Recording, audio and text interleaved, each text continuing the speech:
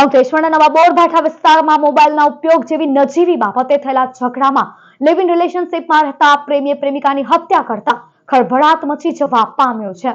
અંકલેશ્વરના નવા બોરભાઠા ગામની તક્ષશિલા સ્કૂલ પાછળ આવેલ એક સોસાયટીમાં 24 વર્ષીય જગદીશ ઉર્ફે જગ્ગો રમેશ રાઠોડ અને 30 વર્ષીય રેણુકા રાઠોડ છેલ્લા 4 મહિનાથી સાથે રહેતા હતા।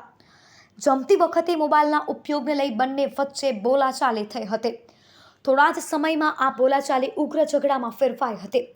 ગુસ્સે ભરાયેલા જગદીશે ઘરમાં રહેલા ભારે હથિયાર વડે રેણુકા પર હુમલો કર્યો હતો। હુમલામાં મહિલાના મોઢા સહિત શરીરના અન્ય ભાગોમાં ગંભીર ઈજાઓ પહોંચી હતી। મહિલાની ચીસો સાંભળી આસપાસના લોકો દોડી આવ્યા હતા અને તાત્કાલિક સારવાર માટે ગડખોલ પીએચસી ખાતે ખસેડવામાં આવી હતી। મહિલાની સ્થિતિ વધુ ગંભીર બનતા તેમને સુરત સિવિલ હોસ્પિટલમાં રેફર કરવામાં આવ્યા હતા। જોકે સારવાર દરમિયાન તેનું મોત નીપજ્યું હતું। મૃતક રેણુકાને અગાઉના પતિથી 2 સંતાનો હોવાનું જાણવા મળ્યું છે। બંને બાળકો માતા અને જગદીશ સાથે રહેતા હતા। માતાની નજર સામે બનેલી આ ઘટનાથી બાળકો ભારે આઘાતમાં સરી પડ્યા છે।